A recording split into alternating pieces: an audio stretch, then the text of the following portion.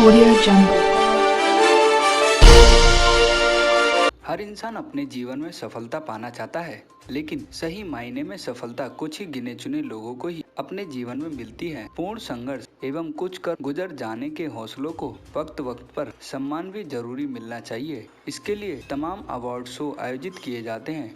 इसी कड़ी में talented makeup artist, hair artist तथा मीडिया कर्मी को सम्मानित करने के लिए व उनका हौसला बढ़ाने के लिए, ताकि वो अपने जीवन में और ऊंचा मुकाम हासिल कर सकें। इसके लिए 17 मई 2022 को एबी इंटरनेशनल द्वारा प्रेस कॉन्फ्रेंस अवार्ड फंक्शन का आयोजन रेडिसन ब्लू होटल में किया गया, जिसमें नामी गिरामी हस्तियां जैसे वीआईपी अतिथि निर्मल राघवा, पिंकी सिंह और कंचन मेहरा, युवराज व प्रमुख अतिथि किशोर ठाकर और इंदिरा एवं विशेष अतिथि तरुण कपूर। इसी के साथ सैड ऑफ इंडिया की संस्थापक सविता अरोड़ा तथा शाहनवाज शेख, कमल सिंघारिया, बसंत नागर, मेघा मल्होत्रा, दीपा बरनवाल, विजयता सचदेवा, सरिता बिश्नोई, सुनीता संगवान, वंदना पंकज राघव, प्रदीप पाल, एकता गुलाटी और हिना हसन एवं मुंबई से आए श्री जरीवाल तथा अन्य लोगों को अवार्ड देकर सम्मानित किया गया। संदेश में बात यह है कि पेंडेमिक पीरियड में जो लोगों ने भुगता है फाइनेंशियली, आर्थिक, शारीरिक, मानसिक, इसमें से इनको बाहर लाना, क्योंकि अभी वातावरण फिर से थोड़ा ठीक होने लगा है, तो कलाकारों को इससे बाहर लाने के लिए एक गैदरिंग किया गया है कि एक दूसरे को सब मोटिवेट करें, सब एक दूसरे को मोटिवेट करें, सब एक दूसरे को सपोर्ट करें। बड़े छोटे, यहाँ बड़े छोटे की बात नहीं है, बड़े छोटे सब मिलकर जैसे नदी सागर में समाती है, उस तरह एक दूसरे में समाकर, एक दूसरे के बनकर एक दूसरे की सहायता करें। जो बिल्कुल टूट चुका है उसको भी सपोर्ट करें।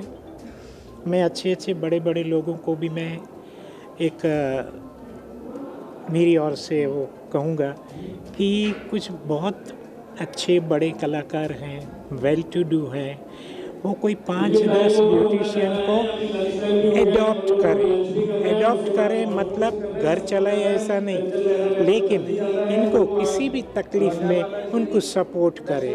ऐसे बड़े बड़े लोग बहुत हैं, तो वो सब अगर 10-10, 20-20, 15-15, 2-2, 5-5 यथाशक्ति कलाकारों को अगर एडॉप्ट करते हैं, एडॉप्शन समझते हो, एक मानसिक होता है, एक शारीरिक, एक आर्थिक।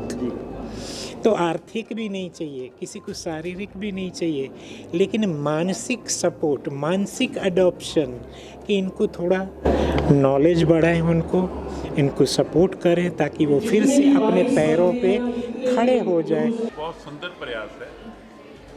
मैं ये मानता हूँ कि जो लोग हिम्मत हार जाते हैं, जो लोग उत्साह से वंचित हो जाते हैं, उनको उत्साहित करना, उनको बकअप करना, उनको ये कहना कि नहीं आप आगे बढ़ो, हम तुम्हारे साथ में हैं, ये प्रयास ये जो संस्था ने किया है ये बहुत अच्छा प्रयास है। इसमें एक्चुअली इन्होंने ये संदेश दिया है कि अगर आप पीछे भी रह गए हैं तो फिक्र की बात नहीं है, आप थोड़ा सा आगे चलिए, हम आपको आगे बढ़ाने में मदद करेंगे और सबसे आगे निकलेंगे। देखिए, शायद मैं समझता हूँ कि जो काम हमारे संस्था ने किया वो एक ऐसा वो कार्य ही ये संस्था कर रही है।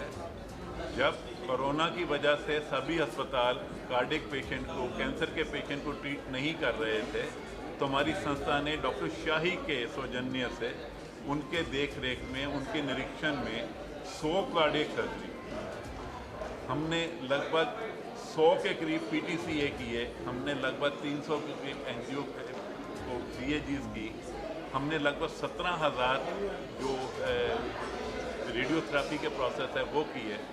मैं सिर्फ एक बात जानना चाहता हूँ कि अगर कोरोना आ भी गया, तो क्या किसी की डिलीवरी डिले किया जा सकती है? क्या मेरा अस्पताल कह सकता है कि नहीं कर सकते? तो यही काम ये संस्था ने किया है। Actually, fashion and cosmetics both are very important, and fashion, as per I think it's a lifestyle, and it's the way of presentation of a person at a particular time on a particular place. and it just reflects the culture of a country, isn't it? And it decides, it reflects your behavior, your personality, your attitude, your mood, isn't it? Your way of thinking, and as well your way of interaction with others. So it is very important. Sir देखो, मेरा जो main motive था इस press conference को रखने का, मैंने पहले भी एक कॉन्फ्रेंस करी थी छोटे स्केल पे, जहाँ पे हम लीजेंड आर्टिस्ट को नहीं बुलाया गया था, छोटे छोटे आर्टिस्टों को बुलाया गया था एक ट्रायल बेसिस प्रेस कॉन्फ्रेंस के लिए। तो उसके अंदर भी हमें बहुत अच्छी कामयाबी मिली थी, हमारे मुद्दे बहुत सारे क्लियर हो गए थे उसमें। लेकिन हमने जो आज किया है वो सबके लिए बहुत फ़ायदेमंद बात है, सबके लिए बहुत अच्छा है, क्योंकि हमने जो मोटिव बनाया था कि जो भी हमने 2 साल में जो किया, जो हालात पिछले 2 साल में बीते हैं कोविड के वजह से, या लॉट ऑफ आज बहुत सारी चीज़ें इनकी वजह से, मैम की वजह से बहुत सारी चीज़ें सामने आई हैं कि वो मुद्दे जब क्लियर हो रहे हैं तो सबके लिए हो रहे हैं, मेरे लिए नहीं हो रहे हैं, इंडस्ट्री के लिए हो रहे हैं।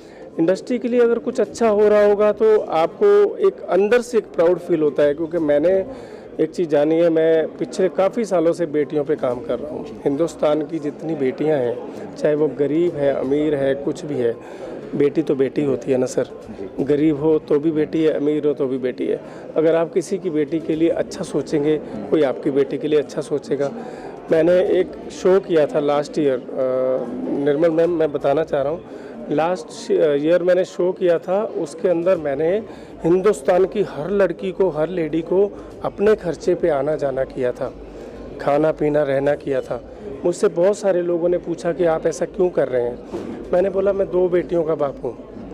मेरी बेटी को अगर मैं शाम को 6 बजे किसी भी ऑटो का इंतज़ार करते हुए नहीं देख सकता, मैं हिंदुस्तान की किस बेटी का रात को ऑटो का इंतज़ार करते हुए क्यों देखूँगा।